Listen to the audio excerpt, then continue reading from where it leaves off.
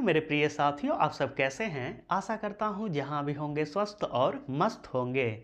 मैं हूं राजेंद्र और आपका अपना चैनल आरपीजीएस रिसर्च में स्वागत करता हूं। मेरे साथियों, आज यूपी टेट 2026 जो आपका पेपर जुलाई में होने वाला है, उससे संबंधित इंडियन ज्योग्राफी के क्लास में भारत के मृदा या मिट्टी पे चर्चा करेंगे। मेरे साथियों, भारत में कुल 8 प्रकार के मृदा या मिट्टी पाई जाती है और इसका निर्धारण मृदा सर्वेक्षण विभाग के द्वारा किया जाता है। मेरे साथियों, भारत में सर्वाधिक जो मिट्टी या मृदा पाई जाती है उसका नाम है दोमट मृदा या इसी को कहते हैं जलोढ़ मृदा।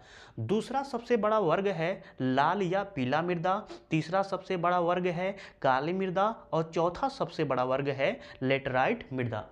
मेरे साथियों, यूपी टेट में यह 4 मृदा से प्रश्न बना हुआ है। तो पहले आइए कुछ पॉइंट को भारत की मृदा में लिखते हैं और प्रत्येक पॉइंट को समझने का प्रयास करेंगे। तो लिखिएगा, भारत में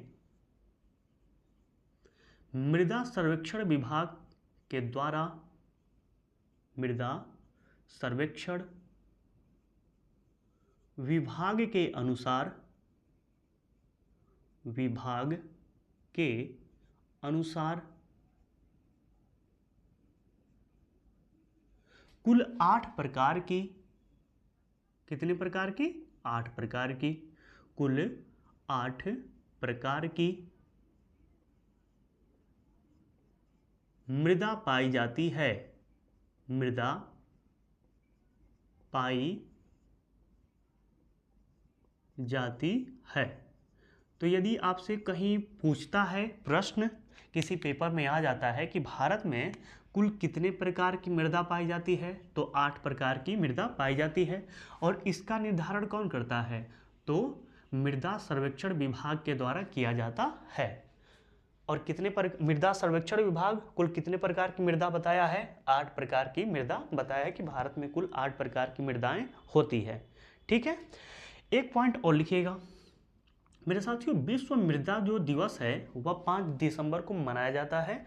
तो मृदा चैप्टर पढ़ रहे हैं तो विश्व मृदा दिवस भी लिख लेते हैं। लिखिएगा, विश्व मृदा दिवस, मृदा या मिट्टी दिवस कुछ भी लिख सकते हैं। दिवस कब मनाया जाता है? 5 दिसंबर को मनाया जाता है। ठीक है, अब आइए, जो यूपी टेट में 4 सर्वाधिक पूछा गया है कि किस मृदा का विस्तार भारत में सर्वाधिक है। तो पहले दोमट या जलोढ़ मिट्टी, ठीक है। दूसरा है लाल या इसी को पीला, लाल किताब में देखेंगे तो लाल मृदा लिखा रहेगा, लेकिन लाल या पीली इसको मृदा बोला जाता है। क्यों पीली बोला जाता है या पीला बोला जाता है, इसके पीछे एक रीजन है, जब यह मृदा पढ़ेंगे तो वहाँ पे जानेंगे। तीसरा सबसे बड़ा वर्ग है काली मृदा और चौथा सबसे बड़ा वर्ग है लेटराइट मृदा। यूपी टेट में यह जो 4 मृदा है, यहाँ से प्रश्न बहुत ज़्यादा पूछा हुआ है। तो इन 4 मृदाओं को अच्छे ढंग से पढ़ने का कार्य करेंगे। तो कुछ पहले पॉइंट लिख लेते हैं कि क्षेत्रफल के हिसाब से सर्वाधिक 4 मृदा कौन कौन सी हैं। तो लिखिएगा, भारत में क्षेत्रफल की दृष्टि से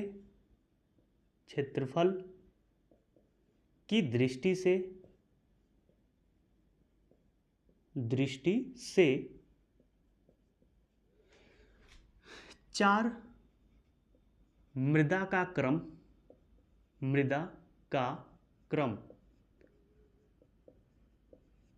बताना है। तो लिख लीजिएगा, पहला दोमट मृदा या इसी को क्या बोलते हैं? जलोढ़ मृदा। दूसरा है सबसे अधिक लाल या पीला मृदा। देखिए, इसका परसेंटेज भी होता है, लेकिन आपके पेपर में परसेंटेज नहीं आ रहा है, इसीलिए नहीं लिखवा रहे हैं। ठीक है, लाल या पीला मृदा इसी को बोलते हैं। तीसरा लिखिएगा काली मृदा, और काली मृदा सर्वाधिक कहाँ पाई जाती है? तो महाराष्ट्र में पाई जाती है। चौथा लिखिएगा लेटेराइट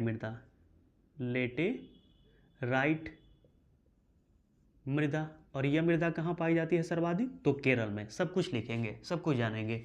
लेकिन यह 4 पूछा गया है कि 4 मृदाओं का क्रम लिखिए कि कौन सा मृदा भारत में सर्वाधिक पाई जाती है, कौन सी मिट्टी सर्वाधिक पाई जाती है भारत में। तो सबसे अधिक दोमट या जलोढ़ मृदा, उसके बाद क्या है, लाल या पीला मृदा, ठीक है, काली मृदा और लेटेराइट मृदा। अब चलते हैं, एक बार फिगर देख लीजिएगा। दोमट मृदा का विस्तार देख लीजिएगा, यहाँ पे है, यह क्षेत्र में जहाँ जहाँ पे ऐसे डार्ट बना होगा यह सब दोमट मृदा है। लाल पीला मृदा कहाँ है? तो देखिए ऐसे जहाँ पे आपका चित्र अंकित किया गया होगा, दर्शाया गया होगा, ऐसा देखिए यहाँ पे यह सब क्या है, लाल मृदा है। यह क्या है, काली मृदा। यानी यह क्षेत्र जो देखेंगे महाराष्ट्र वाला एरिया, गुजरात वाला एरिया, यह सब क्या है, काली मृदा का क्षेत्र है। लेटराइट मृदा देखिएगा, छोटी छोटी बूंद है, कैसा है, ग्रीन कलर का, कहाँ पे है? तो देखेंगे कि लेटराइट मृदा का विस्तार यहाँ पे है, केरल साइड में है, कुछ असम में मिल जाएगा आपके साइड में, मेघालय साइड में देखने को आपको मिल जाएगा लेटराइट मृदा।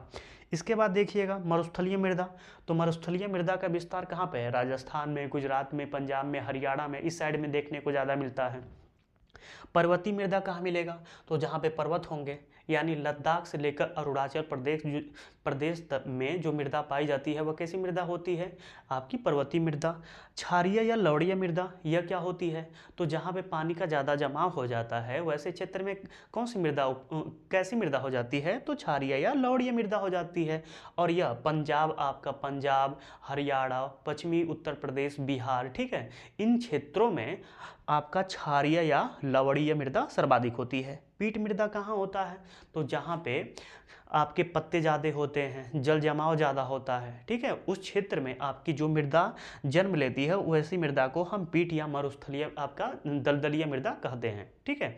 तो ये भारत में कुल 8 प्रकार की मृदा हैं, जिनमें से दोमट, लाल पीली मृदा, काली मृदा, लेटराइट मृदा और आपके लिए पर्वतीय मृदा बहुत इंपॉर्टेंट है, ठीक है। तो आइए एक एक मृदा पे, एक एक पॉइंट पे चर्चा करते हैं और उसको लिखते भी चलते हैं। तो सर्वप्रथम हम जो मृदा पढ़ेंगे उसका नाम है दोमट। दोमट या इसी को क्या बोलते हैं, जलोढ़ मृदा। जलोढ़ मृदा, तो आप हेडिंग बना लीजिएगा, दोमट मृदा या जलोढ़ मृदा। और इसका लगभग आपका 43.36% है। लेकिन ये याद मत करिएगा, मैं लिखवाऊंगा नहीं, आपके शरीर पर, आपके माइंड पे मैं प्रेशर ज़्यादा नहीं दूंगा, क्योंकि बहुत ज़्यादा आपको पढ़ना है, मनोविज्ञान, संस्कृत आपको पढ़ना है, मैथ पढ़ना है, पर्यावरण पढ़ना है, तो यह सब परसेंटेज याद नहीं करिएगा, इससे कभी प्रश्न नहीं बना है, ठीक है। तो आइए अब चलते हैं। दोमट या जलोढ़ जो मृदा है भारत में सर्वाधिक क्षेत्रफल में विस्तृत है। तो कभी पूछते कि किस मृदा का विस्तार भारत में सर्वाधिक है, तो क्या बताएंगे, दोमट या जलोढ़ मृदा। तो लिखिएगा, इस मृदा का विस्तार, इस मृदा का विस्तार भारत के सर्वाधिक क्षेत्रफल में है। सर्वाधिक क्षेत्रफल में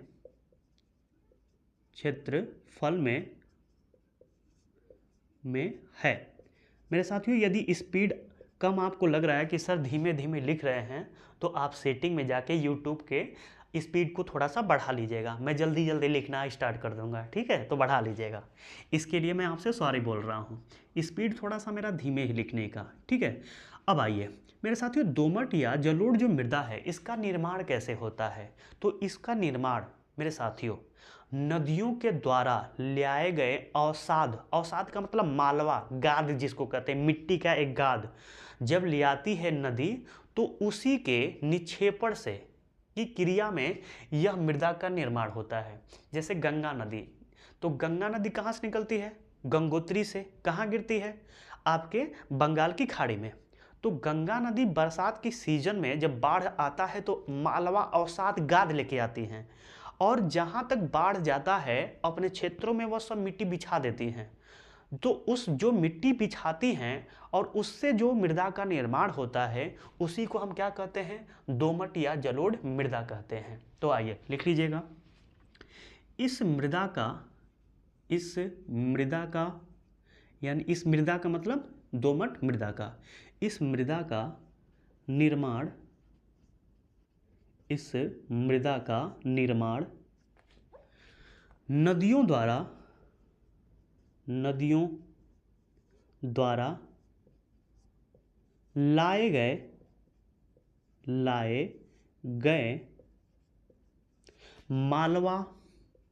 मालवा या इसी को क्या बोलते हैं, अवसाद, मालवा या अवसाद के निक्षेपण की क्रिया में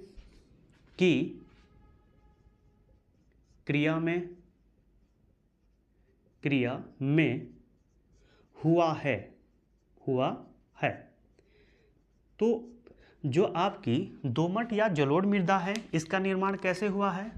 तो नदियों द्वारा लाए गए मालवा या अवसाद के निक्षेपण के क्रिया में इसका निर्माण हुआ है।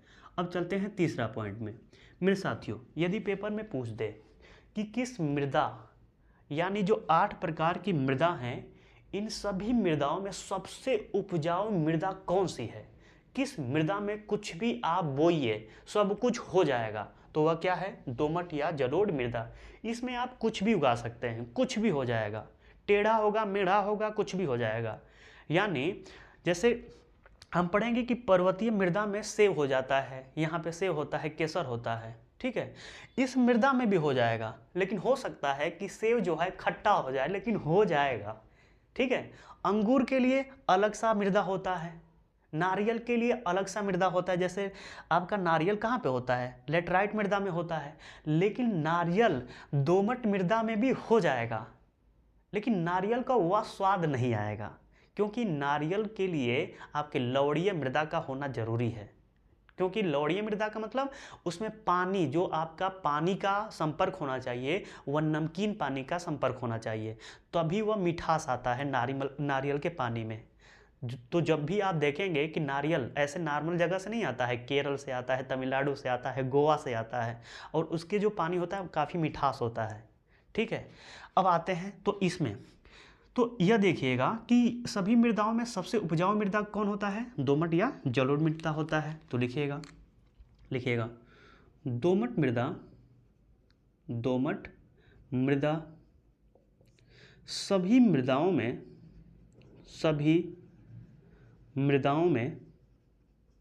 मृदाओं में सबसे उपजाऊ होता है,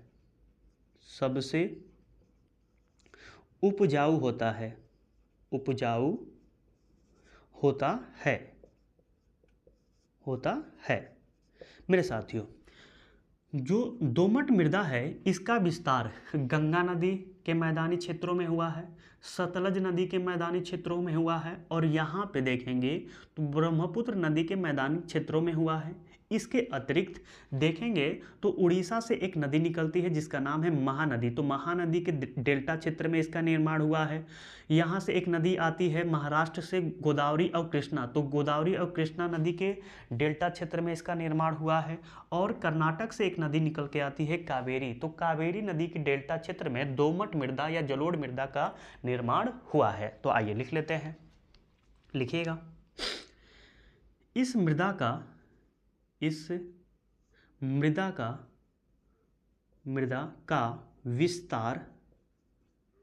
विस्तार गंगा सतलज ब्रह्मपुत्र के मैदानों में तथा महानदी गोदावरी कृष्णा कावेरी नदियों के डेल्टा क्षेत्र में क्षेत्र में इसका निर्माण हुआ है, इसका निर्माण हुआ है। तो यदि आपसे कोई पूछता है या पेपर में आ जाता है कि दोमट या जलोढ़ मृदा का विस्तार कहाँ पे है, तो गंगा और सतलज ब्रह्मपुत्र के मैदानों में तथा महानदी, गोदावरी, कृष्णा और कावेरी नदियों के डेल्टा क्षेत्र में इसका क्या है, निर्माण हुआ है। मेरे साथियों, जो दोमट या जलोढ़ मृदा है इसमें आपका फास्फोरस, पोटेशियम और चूना अधिक मात्रा में पाया जाता है, जबकि नाइट्रोजन और ह्यूमस की कमी पाई जाती है। यह भी कई बार पेपरों में पूछा गया है कि किस मृदा में, निम्नलिखित में से किस मृदा में फास्फोरस, पोटेशियम और चूना की अधिकता पाई जाती है, जबकि नाइट्रोजन और ह्यूमस की कमी पाई जाती है। लगभग मेरे साथियों प्रत्येक मृदा में आपके नाइट्रोजन और ह्यूमस की कमी पाई जाती है, बस एक मृदा को छोड़कर जिसका नाम है पर्वतीय मृदा। इसमें आपका जो नाइट्रोजन है और ह्यूमस है प्रचुर मात्रा में पाया जाता है। ठीक है, तो यहाँ पे भी इसको भी देखेंगे, लेकिन पहले यहाँ पे लिख लेते हैं। 5वां पॉइंट लिखिएगा इस मृदा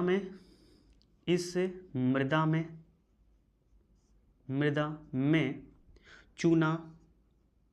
चूना, पोटेशियम,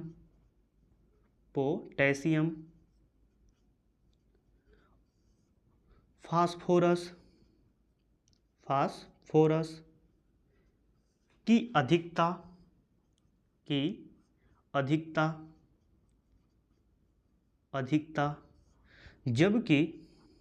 जबकि नाइट्रोजन और ह्यूमस की कमी होती है,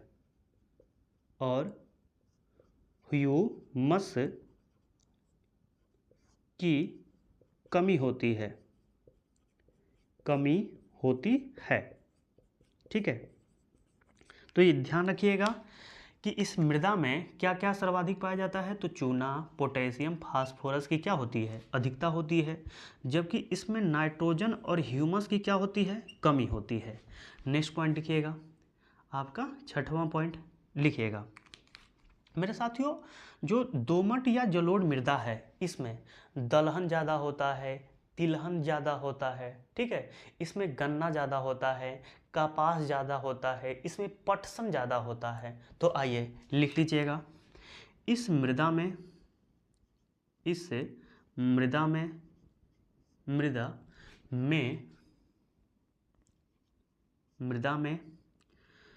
दलहन, यानी दलहन का मतलब जिससे दाल होता है, तो सब आ जाएंगे, अरहर का दाल, मसूर का दाल, ठीक है, मूंग का दाल, चना का दाल, सब कुछ आ जाएंगे। दलहन, तिलहन,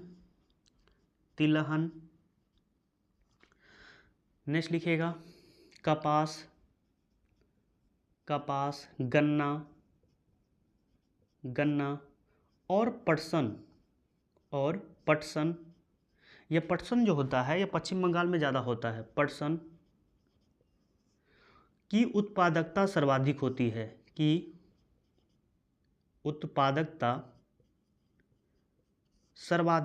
है, सर्वाधिक होती है, ठीक है, सर्वाधिक होती है। नेक्स्ट पॉइंट लिखिएगा। मेरे साथियों, अब एक पॉइंट थोड़ा सा ध्यान लगा के देखिएगा। मेरे साथियों, जो दोमट या जो जलोढ़ मृदा होता है इसका निर्माण कैसे होता है, तो इसका निर्माण नदियों के द्वारा जो अवसाद या गाद लिया जाता है उससे होता है। तो देखिए, जब हम एक नदी बनाते हैं, क्योंकि डायग्राम से ही समझ सकते हैं, नदी बनाते हैं, नदी पानी ऐसे ले आ रही है, ठीक है, ऐसे पानी ला रही है, लेकिन जैसे ही बाढ़ आता है थोड़ा सा इसका पानी का विस्तार बढ़ जाता है, यहाँ तक पहुँच जाते हैं पानी, और यहाँ तक भी पहुँच जाता है, दोनों साइड आपका पानी थोड़ा सा आ जाता है, बाढ़ आ जाता है, इतना, ये सब बाढ़ आ जाता है, इतना बाढ़ आ जाता है, ठीक, बाढ़ आ गया, कर दीजिए, हाँ बाढ़ आ गया। बाढ़ आ गया। अब देखिए, मान लीजिए साथियों कि एक साल 2026 चल रहा है ना, 2026 चल रहा है, इस साल बाढ़ आया और यहाँ से लेकर यहाँ तक बाढ़ आया और यहाँ से लेकर यहाँ तक बाढ़ आया, ठीक। लेकिन 2027 में यहाँ तक बाढ़ आया, यहाँ तक बाढ़ नहीं आया, मतलब ये वाला जो क्षेत्र है यह वाला बाढ़ नहीं आया और यहाँ तक यह वाला क्षेत्र में बाढ़ नहीं आया 2027 में। और ऐसे करते करते करते 2050 आ गया। क्या आ गया? 2050। इतने क्षेत्रों में बाढ़ आ रहा है, यह वाला क्षेत्रों में बाढ़ आ रहा है, इधर ये वाला क्षेत्रों में बाढ़ आ रहा है और यहाँ पे इस क्षेत्रों में बाढ़ आ रहा है। लेकिन यहाँ पे जो ऐसे वाला क्षेत्र है यहाँ पे बाढ़ नहीं आ रहा है, लेकिन 2026 में बाढ़ आया था, ठीक है। अब 2026 में बाढ़ आया था लेकिन अब नहीं आ रहा है। तो एक बात ध्यान रखिएगा, जहाँ पे नदियों के पानी के द्वारा, नदियों के अवसाद के द्वारा मिट्टी का जन्म होता है, मिट्टी का निर्माण किया जाता है, उसको जलोढ़ कहते हैं। लेकिन यह क्या हो जाएगा? पुरानी जलोढ़ हो जाएगा। क्या हो जाएगा? पुरानी जलोढ़ हो जाएगा। इसको क्या बोलेंगे? पुरानी जलोढ़। और जो यह वाला क्षेत्र है इसको क्या बोलेंगे? जो ये वाला क्षेत्र है जहाँ पे हर साल बाढ़ आता है इसको बोलेंगे नई जलोढ़। क्या बोलेंगे? नई जलोढ़ बोलेंगे, नई जलोढ़। अब देखिए, मिट्टी में मेरे साथियों जो पुरानी जलोढ़ होता है इसे हम बोलते हैं बांगर। क्या बोलते हैं? बांगर बोलते हैं। जबकि नई जो जलोढ़ होता है इसको बोलते हैं खादर। तो यह भी आपका टर्म बहुत ज़्यादा सुने होंगे कि जो दोमट या जलोढ़, जो नई जलोढ़ होती है उसको हम क्या बोलते हैं? खादर। जो पुरानी जलोढ़ होती है उसे क्या बोलते हैं? बांगर। पुरानी जलोढ़ का भी निर्माण नदियों के अवसादों के द्वारा ही किया जाता है, लेकिन प्रत्येक वर्ष यहाँ पे अवसाद बिछाया नहीं जाता है, इसीलिए यह पुरानी जलोढ़ हो जाती है। और पुरानी जलोढ़ को ही क्या कहा जाता है? बांगर कहा जाता है। जबकि नई जलोढ़ जो हर साल नदी अवसाद ले आती है, बिछा देती है, उसे क्या कहते हैं? खादर। और मेरे साथियों, दोमट या जलोढ़ मृदा में जो सबसे ज़्यादा उपजाऊ मृदा है वह है खादर। यदि कभी पूछ दे कि निम्नलिखित में से कौन सा मृदा सर्वाधिक आपका उपजाऊ मृदा है, तो खादर मृदा सर्वाधिक क्या हो जाएगी? उपजाऊ है। और खादर ही मृदा को हम क्या बोलते हैं? नई आपका जलोढ़, या इसी को क्या बोलते हैं? नई दोमट मृदा बोलते हैं। तो मेरे साथियों, दोमट या जलोढ़ मृदा पे विस्तृत अध्ययन कर लिए। अब चलते हैं लाल पीला मृदा की तरफ, लेकिन पहले इसे मिटा देते हैं। हेडिंग डालिएगा लाल पीला मृदा, तब इस पे विस्तृत चर्चा करते हैं। लिखिएगा दूसरा मृदा वर्ग क्या है? लाल पीला मृदा। लाल पीला मृदा।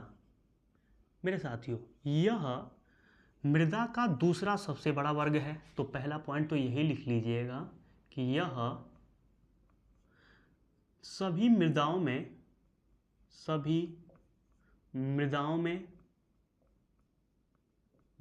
में दूसरा सबसे बड़ा वर्ग है। दूसरा सबसे बड़ा वर्ग है। यानी दोमट या जलोढ़ मृदा के बाद सबसे ज़्यादा भारत में कौन सी मृदा पाई जाती है? तो लाल या पीला मृदा पाई जाती है।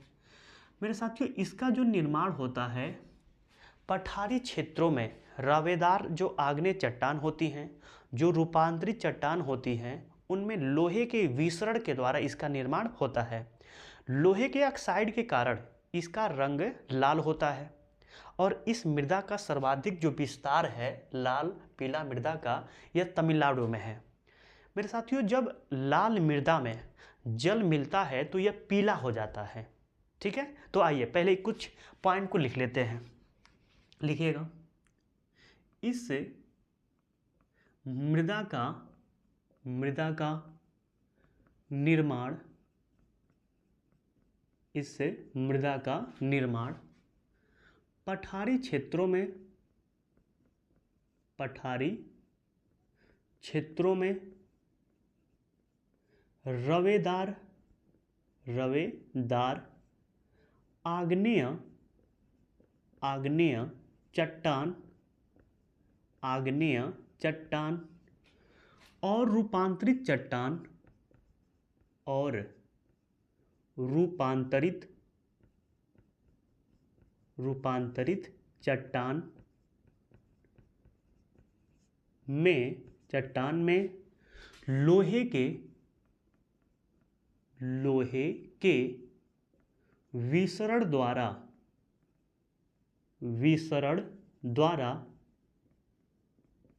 हुआ है। तीसरा पॉइंट लिखिएगा, लोहे के ऑक्साइड के कारण इसका रंग लाल दिखाई पड़ता है।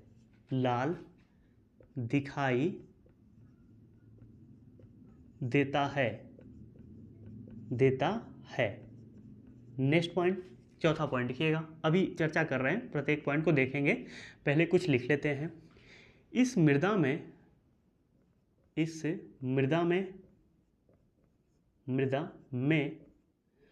जल यानी पानी, जल जब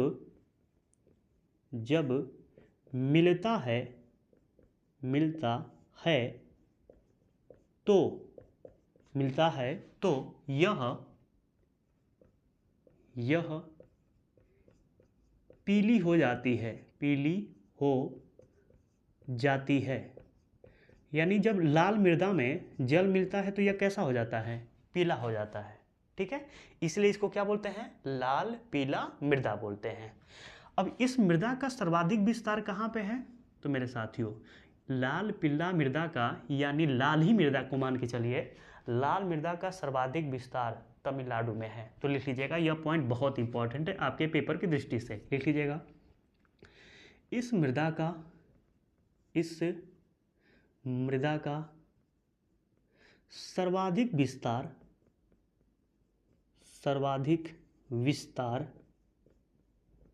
विस्तार तमिलनाडु में है।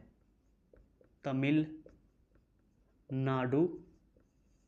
में है। नेक्स्ट पॉइंट लिखिएगा मेरे साथियों, इस जो आपका लाल पीला मृदा है, इसमें लोहे और एल्युमिनियम की अधिकता होती है, जबकि आपका नाइट्रोजन, ह्यूमस और फास्फोरस की कमी पाई जाती है। लिख लीजिएगा, इस मृदा में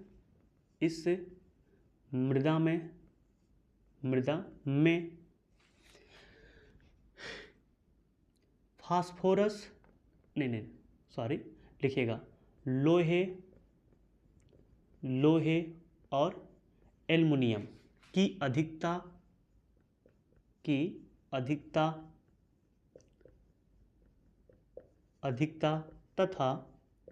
तथा नाइट्रोजन के लिए हम क्या करते हैं? अपने खेतों में यूरिया डालते हैं। देखिएगा, जब यूरिया डालेंगे तो वहाँ पे 46% लिखा रहेगा नाइट्रोजन, ऐसे। तो प्रत्येक मिट्टी में नाइट्रोजन की कमी होती है, इसलिए हम यूरिया डालते हैं। ठीक है, तो आइए लिखते हैं, नाइट्रोजन, फास्फोरस और नेक्स्ट लिखिएगा ह्यूमस की कमी होती है।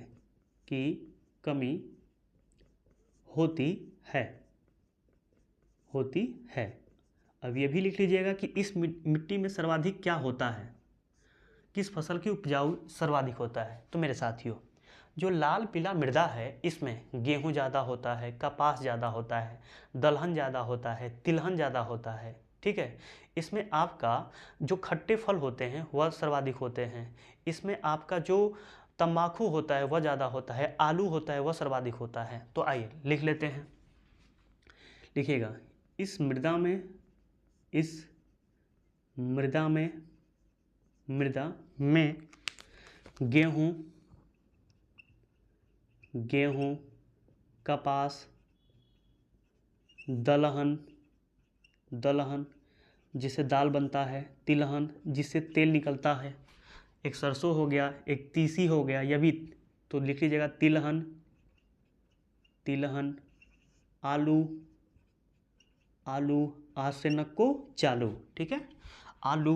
नेक्स्ट फल, फल, तंबाकू, तंबाकू, इत्यादि, इत्यादि कर लीजिएगा, इत्यादि सर्वाधिक होते हैं।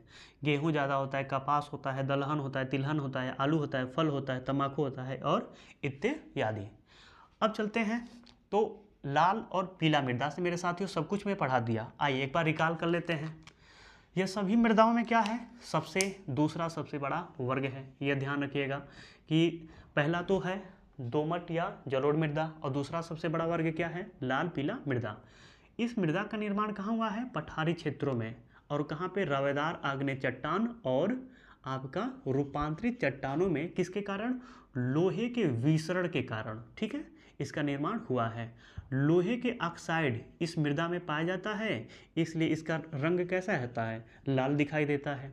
इस मृदा में जो होता है, जब जल मिलता है, जब लाल मृदा में जल मिलता है तो यह मृदा कैसी हो जाती है, पीली हो जाती है।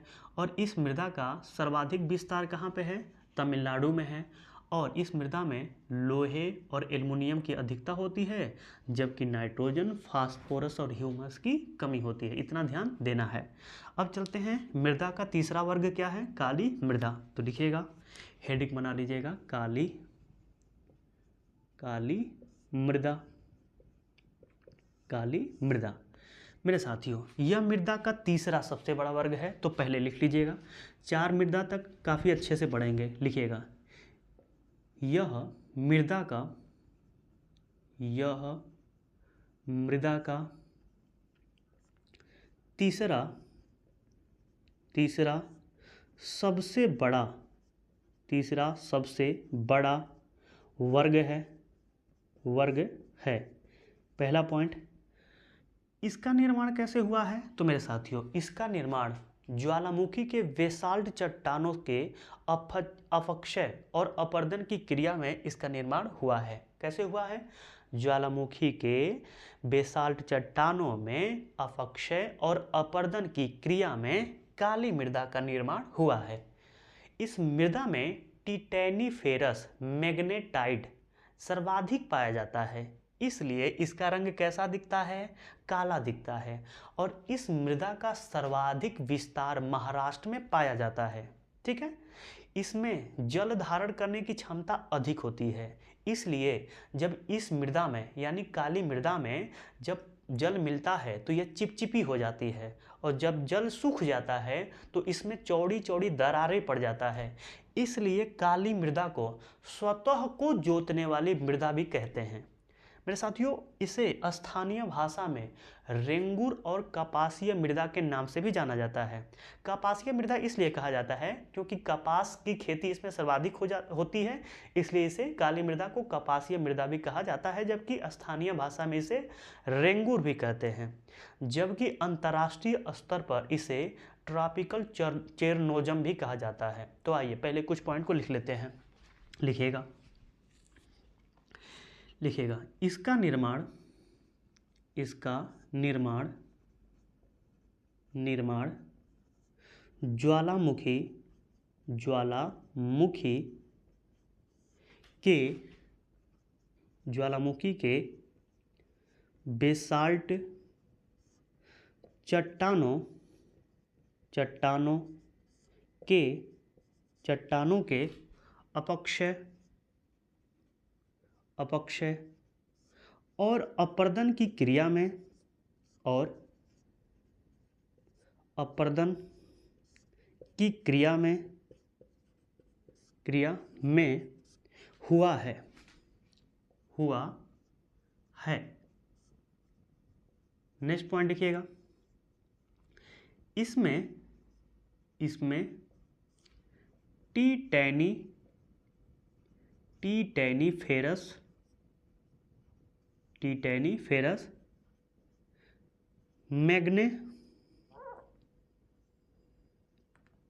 टीटेनीफेरस मैग्नेटाइट सर्वाधिक पाया जाता है,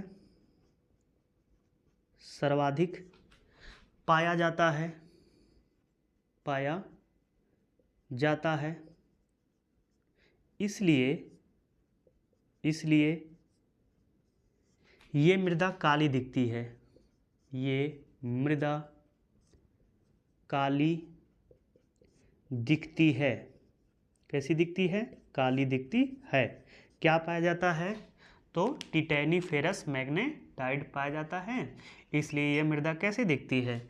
काली दिखती है। ठीक है, ध्यान रखिएगा। चौथा पॉइंट लिखिएगा, इस मृदा का सर्वाधिक विस्तार कहाँ पे है? तो लिख लीजिएगा महाराष्ट्र में लिखिएगा। काली मृदा का सर्वाधिक विस्तार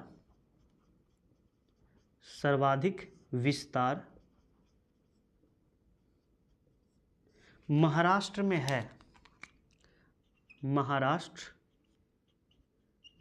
है, और इसको VVI भी कर लीजिएगा इस लाइन को। कई बार पूछा गया है कि काली मृदा का विस्तार सर्वाधिक कहाँ पे है। नेक्स्ट पॉइंट मेरे साथियों, कई बार यह भी पूछा गया है कि कौन सी मृदा में जल धारण करने की क्षमता अधिक होती है, तो कौन सी हो जाएगी? काली मृदा। तो लिख लीजिएगा काली मृदा में जल धारण करने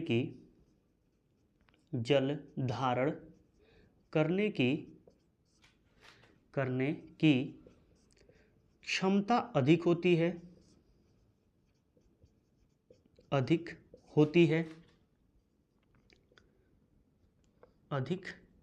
है, अतः यह गीली होने पर, क्या होने पर? गीली होने पर चिपचिपी यानी चिपचिपा हो जाता है तथा सूखने पर इसमें चौड़ी दरारें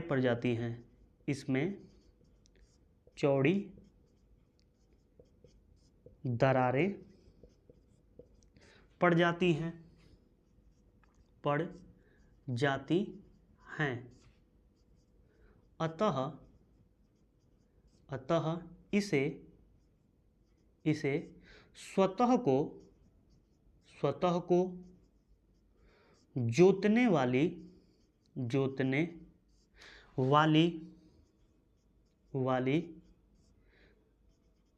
मृदा भी कहते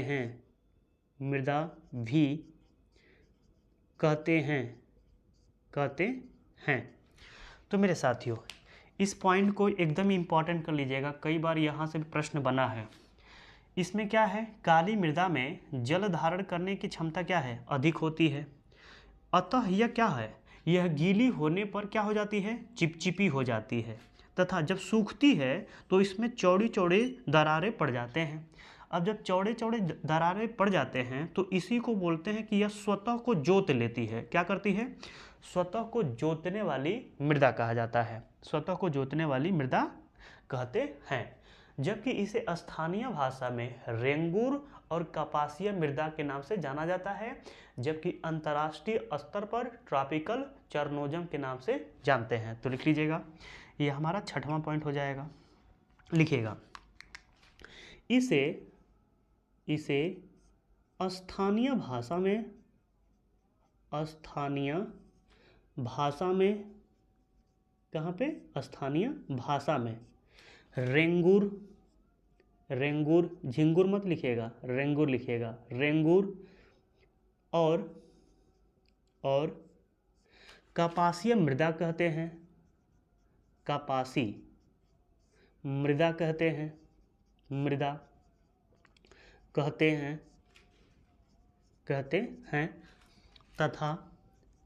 तथा अंतर्राष्ट्रीय स्तर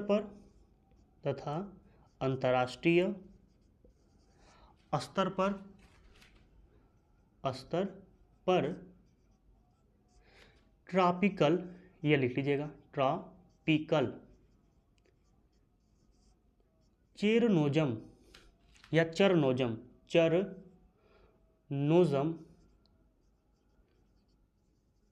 ट्रॉपिकल चरनोजम कहा जाता है। यह भी कई बार पूछा गया है, इसीलिए लिखवा दे रहा हूँ, नहीं तो इतना नहीं लिखवाता आपके लिए। यह पूछा गया है, सब प्रश्न बना हुआ है। इसे स्थानीय भाषा में क्या कहते हैं? रेंगुर कहते हैं। यह तो एकदम ध्यान में होना चाहिए, रेंगुर और कपासीय मृदा कहा जाता है। जबकि अंतर्राष्ट्रीय स्तर पे क्या कहते हैं? इसे ट्रॉपिकल चरनोजम के नाम से भी जाना जाता है। एक पॉइंट और लिखिए, इसमें लिखिएगा, क्या लिखना है तो मेरे साथियों, इसमें सर्वाधिक लोहा, चलिए यह पॉइंट खुद से लिख लीजिएगा। काली मृदा में लोहा, मैग्नीशियम, चूना, पोटेशियम, काली मृदा में लोहा, मैग्नीशियम, चूना, पोटेशियम की अधिकता होती है, जबकि नाइट्रोजन, ह्यूमस और फास्फोरस की कमी होती है। अब एक पॉइंट मुझे लिखने दीजिए कि इस मृदा में सर्वाधिक क्या उपजाऊ होता है, मतलब इसमें क्या होता है, फल होता है, क्या सब्जी में होता है, क्या खनिज में होता है, क्या होता है इसमें, तो लिख लीजिएगा। इस मृदा में लिखिएगा, गेहूं सर्वाधिक होता है, गेहूं, रागी, ज्वार, गेहूं, रागी, पहले लोग रागी खाते थे, गेहूं, रागी, ज्वार। नेक्स्ट कपास ज़्यादा होता है, इसलिए इसे कपासीय मृदा भी कहते हैं। कपास, तंबाकू भी होता है। नेक्स्ट सूरजमुखी, लिखिएगा, सूरजमुखी, खट्टे फल, संतरा उंतरा कहाँ से आता है? नागपुर से। और इस मृदा का सर्वाधिक विस्तार कहाँ है? महाराष्ट्र में। तो महाराष्ट्र में ही तो नागपुर है ना, तो जितने भी खट्टे फल आते हैं ना, सब किस मिट्टी में होता है? काली मृदा में होते हैं खट्टे फल आदि, या ETC कर लीजिएगा, ETC होते हैं। ठीक है, तो मेरे साथियों अभी तक 3 मृदा पे अच्छे से चर्चा कर चुके हैं। अब चलते हैं लेटराइट मृदा की तरफ, लेकिन पहले इसे मिटा देते हैं। तो हेडिंग डालते हैं लेटराइट मृदा, तब इस पे विस्तृत चर्चा करते हैं। तो डालिएगा हेडिंग, चौथा मृदा कौन सा है? लेटेराइट मृदा, लेटेराइट मृदा। मेरे साथियों यह मृदा का चौथा सबसे बड़ा वर्ग है, पहला पॉइंट यही लिख लीजिएगा। यह मृदाओं में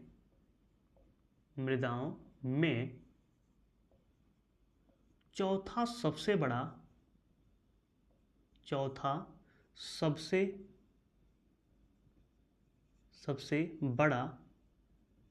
वर्ग है, यानी भारत में कुल 8 प्रकार की मृदा पाई जाती हैं, और उन 8 प्रकार की मृदाओं में लेटराइट मृदा का चौथा सबसे बड़ा वर्ग माना जाता है। पहले पे कौन है?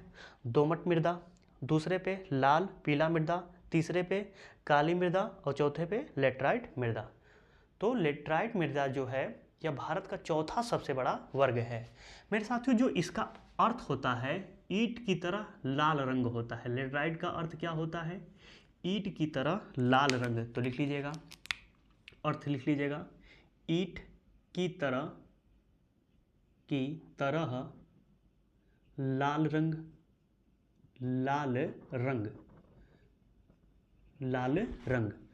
तीसरा पॉइंट मेरे साथियों, जब लेटराइट मृदा में जल मिलता है तो यह सर्वाधिक मुलायम हो जाती है, यानी जब लेटराइट मृदा में जल मिलाएंगे ना तो यह बहुत ज़्यादा मुलायम हो जाती है, और जब सूखती है तो बहुत कठोर हो जाती है। इसलिए ईंट निर्माण के लिए सर्वाधिक उपयुक्त मिट्टी मानी जाती है कौन सी? लेटराइट मृदा। ये कई बार प्रश्न बना हुआ है कि ईंट निर्माण के लिए कौन सी मृदा सर्वाधिक उपयुक्त या उपयोगी मानी जाती है? तो लेटराइट मृदा। तो लिख लीजिएगा, लिखिएगा लेटराइट मृदा में या इस मृदा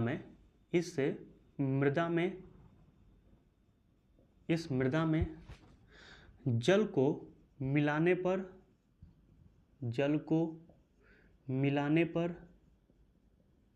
मिलाने पर यह सर्वाधिक मुलायम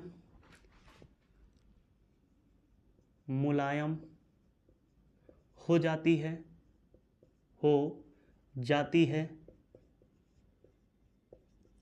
तथा सूखने पर यह कठोर हो जाती है।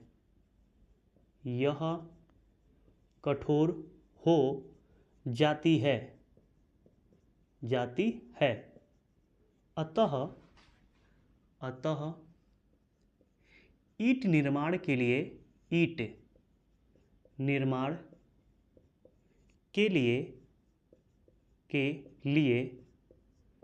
उपयोगी मानी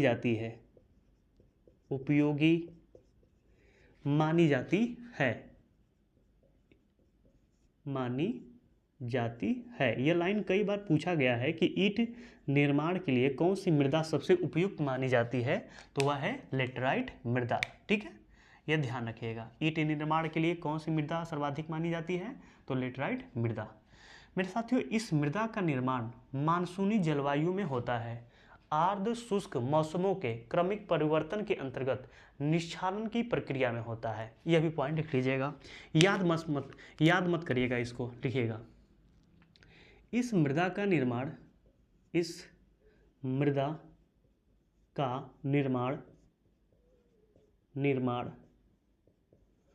मानसूनी जलवायु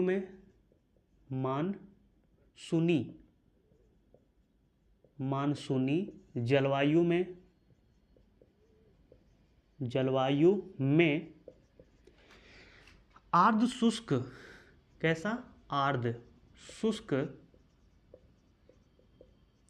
मौसमों के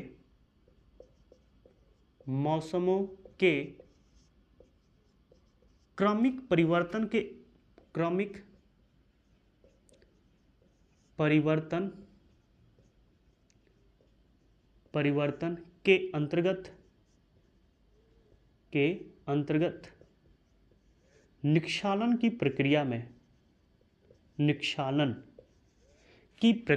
अंतर्गत निष्क्षालन की प्रक्रिया में होता है। तो जहाँ पे देखिए आर्द्र शुष्क मौसम कैसा होता है मौसम, तो देखिए पहले तो मानसूनी जलवायु होनी चाहिए, यानी वर्षा काफ़ी ज़्यादा होता हो, यह होनी चाहिए। आर्द्र शुष्क मौसम कहने का मतलब यह है कि जहाँ पे गर्मी भी अच्छा खासा हो और ठंडी भी अच्छी खासा हो। गर्मी ठंडा बरसात, ठीक है। जहाँ पे गर्मी ज़्यादा हो, ठंडा हो, बरसात हो, वैसा जो क्षेत्र होता है तो वैसे क्षेत्र में निष्क्षालन होता है, मृदाओं का निष्क्षालन होता है, टूटते हैं फूटते हैं। और वैसी क्रिया में जिस मृदा का निर्माण होता है उसको बोलते हैं क्या मृदा? कैसी मृदा? लेटराइट मृदा बोलते हैं। इस मृदा का सर्वाधिक जो विस्तार है तमिलनाडु में है, लिख लीजिएगा, बहुत इंपॉर्टेंट है, तो लिखिएगा। इस मृदा का सर्वाधिक विस्तार तमिलनाडु में है।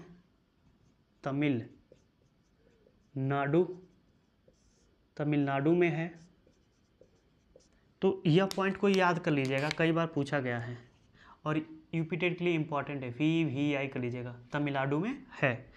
मेरे साथियों एक पॉइंट खुद से लिख लीजिएगा, क्योंकि यह आपके लिए इम्पॉर्टेंट नहीं है इसलिए लिखवा नहीं रहा हूँ, कि इसमें जो लेटराइट मृदा है इसमें आपका सर्वाधिक जो है यह इसमें आपका लोहा और एल्युमिनियम की अधिकता होती है। किसमें?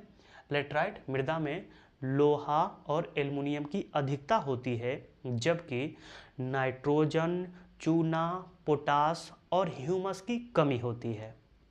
तो एक बार और सुन लीजिएगा, लेटराइट मृदा में लोहा और एल्युमिनियम की अधिकता होती है, जबकि नाइट्रोजन, पोटास, चूना और ह्यूमस की कमी होती है। एक पॉइंट मैं लिखूंगा और इसमें क्या होता है, इस मृदा में सबसे ज़्यादा क्या होता है वह लिख लीजिएगा, आपके पेपर के इम्पोर्टेंट की दृष्टि से लिखिएगा। इस मृदा में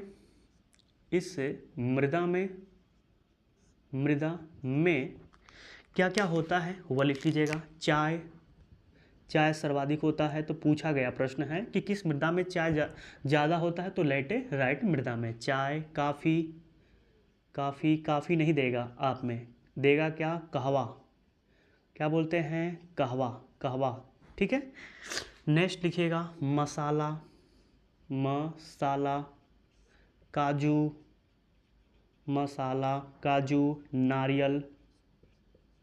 नारियल, सिनकोना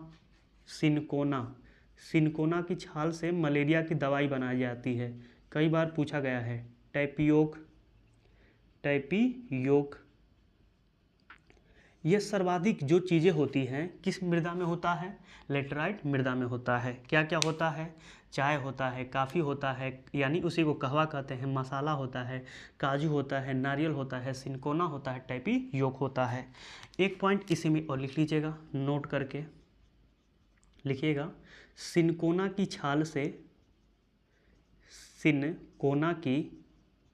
छाल से मलेरिया की दवाई बनाई जाती है, कई बार पूछा गया है आपकी यूपी टेट में, तो लिख लीजिएगा यहीं पे, सिनकोना की छाल से कर लीजिएगा, छाल से मलेरिया की दवाई बनाई जाती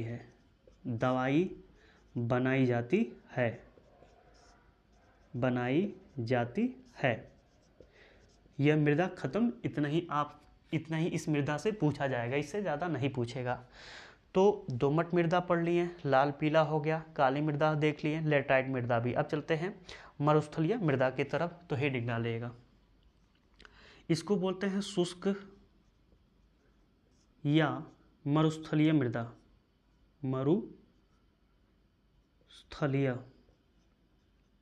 मरुस्थलीय मृदा, ठीक है मेरे साथियों। जो इसका रंग होता है लाल से भूरा होता है, तो पहला पॉइंट लिखिएगा इसका रंग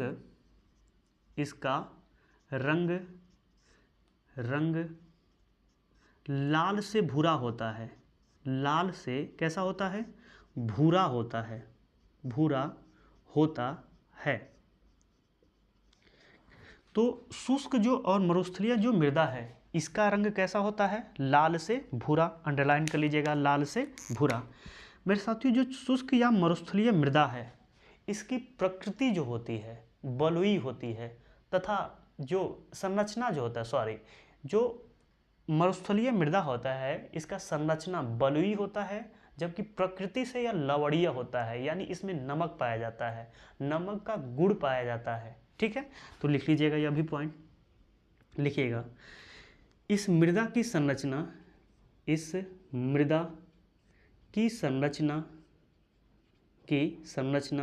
मतलब बनावट, संरचना बलुई तथा प्रकृति से लवणीय होती है, नमकीन होती है, लवणीय होती है। यह ध्यान में रखिएगा मेरे साथियों। इसमें जो मरुस्थलीय या शुष्क मृदा है, इसमें आपका फास्फेट और लवण की अधिकता होती है, जबकि नाइट्रोजन और ह्यूमस की कमी होती है। यह भी लिख लीजिएगा। इसमें फास्फेट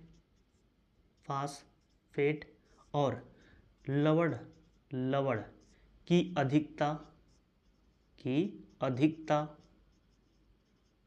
तथा नाइट्रोजन और ह्यूमस नाइट्रोजन और ह्यूमस की कमी होती है, कि कमी होती है। ये ध्यान में रखिएगा कि इसमें फास्फेट और लवण सर्वाधिक पाया जाता है, जबकि आपका नाइट्रोजन और ह्यूमस क्या होता है, कमी होता है। मेरे साथियों, जो आपका शुष्क या मरुस्थलीय मृदा है, इसका ऊपरी भाग बलुई होता है, जबकि निचली भाग कंकड़ का होता है। ये खुद से लिख लीजिएगा कि जो शुष्क या मरुस्थलीय भाग है या मृदा है, इसका ऊपरी जो भाग होता है वो कैसा होता है, बलुई होता है, बालू पाया जाता है, जबकि इसके नीचे भाग जब जाएंगे, खोद के जाएंगे, तो कंकड़ पाया जाता है। ठीक है, खुद से लिख लीजिएगा। मेरे साथियों, शुष्क मरुस्थलीय मृदा का सर्वाधिक विस्तार राजस्थान, गुजरात, दक्षिण पश्चिम पंजाब और हरियाणा में है। यह लिख लीजिएगा, लिखिएगा। इसका विस्तार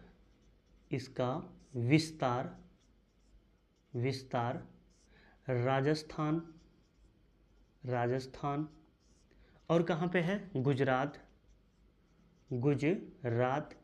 नेक्स्ट दक्षिण पश्चिम पंजाब और हरियाणा में है, और हरियाणा में है। एक पॉइंट और इसमें लिख लीजिएगा, 5 पॉइंट। मेरे साथियों, इसमें जो सर्वाधिक होता है, ज्वार होता है, बाजरा होता है, दलहन होता है, तिलहन होता है। लिख लीजिएगा क्या क्या होता है इसमें लिखिएगा। ज्वार, बाजरा, ठीक है, दलहन, तिलहन और मोटे अनाज के लिए फेमस है। मोटे अनाज का यहाँ पे उत्पादन किया जाता है, उपजाया जाता है। ठीक है, तो मेरे साथियों, शुष्क या मरुस्थल मृदा में यह 5 पॉइंट बहुत इंपॉर्टेंट है। अब चलते हैं पर्वतीय मृदा की तरफ, लेकिन जगह कम है तो पहले इसको मिटा देते हैं। तो आइए पहले हेडिंग डाल लेते हैं पर्वतीय मृदा, तब इस पर विस्तृत चर्चा करते हैं। हेडिंग डालिएगा पर्वतीय मृदा, और यह चौथा मृदा है हमारा, 6वां पर्वतीय मृदा। मेरे साथियों, जो पर्वतीय मृदा है, इसका विस्तार लद्दाख से लेकर अरुणाचल प्रदेश तक है। तो पहला पॉइंट लिखिएगा, इसका विस्तार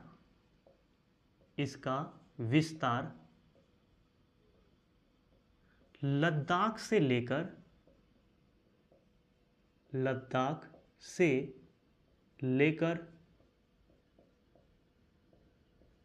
अरुणाचल प्रदेश तक है। अरुणाचल प्रदेश तक है।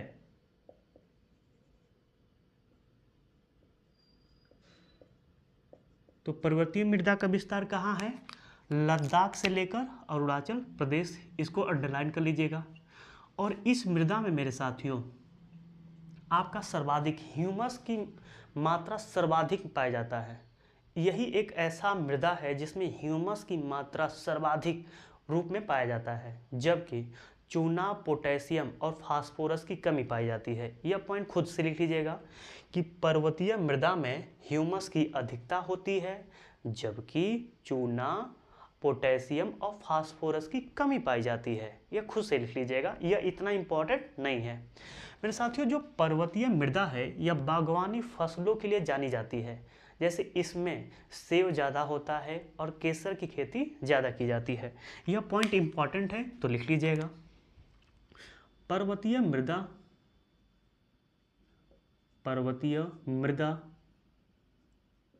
बागवानी फसलों के लिए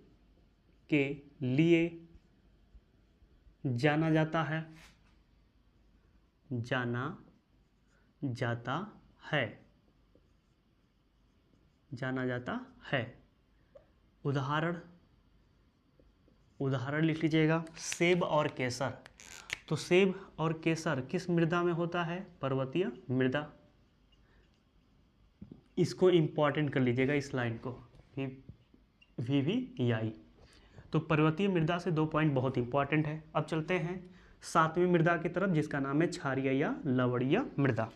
तो लिखिएगा 7वां पॉइंट, या इसमें क्या लिखना है, क्षारीय या लवणीय मृदा। मृदा तो एक ही है लेकिन दोनों में अंतर है। क्षारीय मृदा में मेरे साथियों, इसमें क्षारीय मृदा में सोडियम और कैल्शियम कार्बोनेट ज़्यादा पाया जाता है, जबकि लवणीय मृदा में सोडियम सल्फेट और कैल्शियम क्लोराइड ज़्यादा पाया जाता है। तो यह पॉइंट लिख लीजिएगा एक, थोड़ा सा इसमें थोड़ा सा ज़्यादा पॉइंट लिख लेंगे। लिखिएगा क्षारीय मृदा में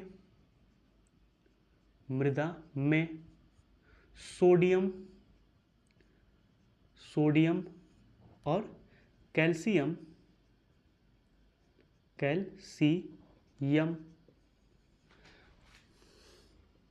कार्बोनेट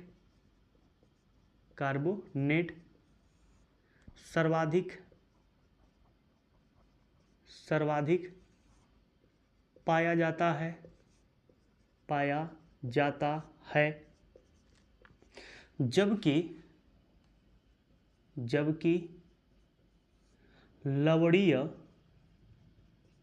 लवणीय मृदा में सोडियम इंक थोड़ा सा कमज़ोर हो गया है, दूसरा ले रहे हैं, रुक जाइएगा बस एक सेकेंड। सोडियम सल्फेट और कैल्शियम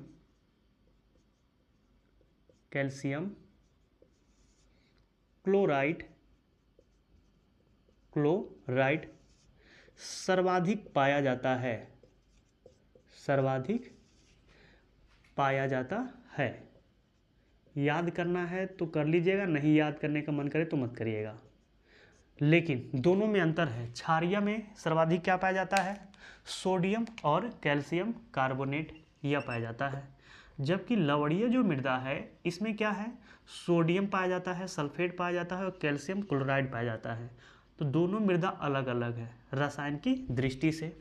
इनका अन्य नाम है, जो अन्य नाम से सर्वाधिक प्रश्न बना हुआ है, तो इसको जानना जरूरी है और इसको इम्पॉर्टेंट भी कर सकते हैं। कुछ लिखा नहीं हूँ फिर भी इम्पॉर्टेंट कर लीजिएगा। लिखिएगा इस मृदा को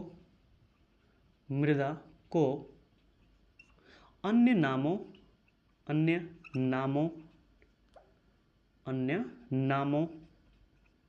जैसे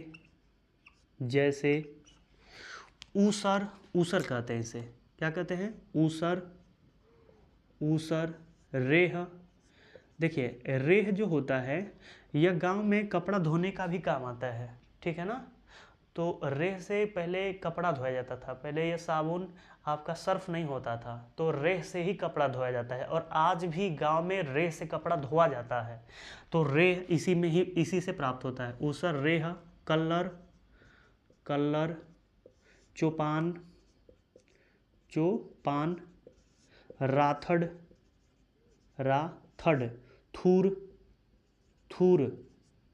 थूर आदि नामों से जाना जाता है। नामों से जाना जाता है। मेरे साथियों, जो ऊसर रेह कल्लर चौपान यह नाम है, अन्य नाम है, इसका उपचार भी किया जा सकता है। और यह भी प्रश्न कई बार पूछा गया है यह भी, कि क्षारीय या लवणीय मृदा का उपचार कैसे किया जा सकता है। तो इसमें जिप्सम डाल के इसका उपचार, इसका रोग को सही किया जा सकता है। यानी जो ऊसर कहते हैं, जिसमें आपका कोई भी पौधा नहीं उग सकता है, ऊसर मतलब वहाँ पे कुछ नहीं होगा, लेकिन जिप्सम डाल के इस ऊसर मृदा या लवणीय या क्षारीय मृदा को उपजाऊ बनाया जा सकता है। तो लिख लीजिएगा जिप्सम का प्रयोग कर इसका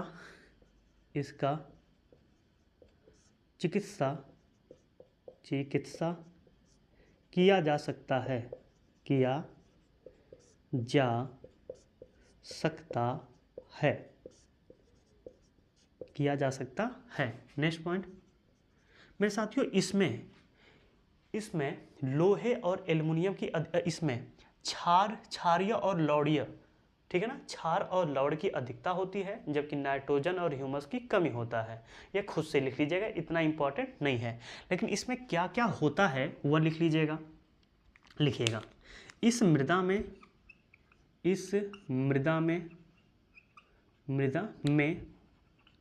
धान अच्छा खासा होता है, और धान में जहाँ पानी लगता है ना वहाँ पे यही होता है, ऊसर रेह कलर चौपानी ऐसी सब हो जाता है। धान में पानी बहुत ज़्यादा लगता है, जहाँ पे पानी ज़्यादा लगे ना वहाँ की मिट्टी कैसी हो जाती है, लवणीय हो जाती है, ठीक है ना। पोपरा देखेंगे ना, जहाँ पे बहुत ज़्यादा पानी होगा, जैसी पानी सूख जाएगा वहाँ पर एक लेयर उखड़ जाएगा उसका, और उसको जब चखेंगे ना काई जैसा होता है, उस मिट्टी को उठा के चखिएगा, नमकीन जैसा लगेगा, तो वह लवणीय मृदा हो जाता है। तो लिखिएगा, इस मृदा में धान, अमरूद, जामुन, आंवला, फालसा होता है, बरसिंग भी होता है। एक पॉइंट और लिख लीजिएगा इसमें कि इस मिट्टी का विस्तार कहाँ कहाँ पे है। तो लिखिएगा, इस मृदा का विस्तार लिखिएगा, पंजाब, हरियाणा, पश्चिमी उत्तर प्रदेश, पश्चिमी यूपी, बिहार ETC कर लीजिएगा, ETC, बस इतना ही इसमें जानिए। 5 पॉइंट इसमें से जान लीजिए। अब चलते हैं पीठ मृदा, 8वीं मृदा की तरफ। पीठ मृदा मेरे साथियों, इस मृदा का निर्माण जहाँ पे जल जमा होता है, जल का बहाव होता है, वैसे क्षेत्रों में इसका निर्माण होता है। तो लिख लीजिएगा, लिखिएगा, इस मृदा का निर्माण जल बहाव वाले क्षेत्रों में हुआ है,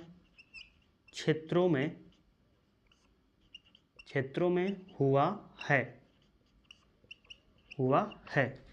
मेरे साथियों, इस मृदा का जो स्वभाव होता है वह अम्लीय होता है, और इसमें जब फेरस की अधिकता हो जाती है तो यही पीठ मृदा नीली दिखाई देती है। तो यह भी लिख लीजिएगा, बस 3 पॉइंट इसमें लिखना है। तो लिखिएगा, इसका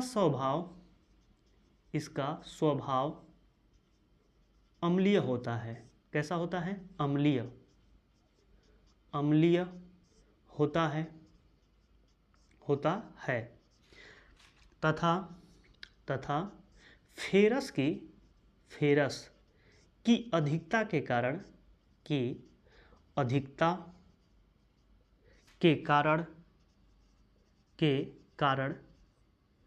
यह नीली दिखाई देती है। कैसी दिखाई देती है? नीली। यह नीली दिखाई देती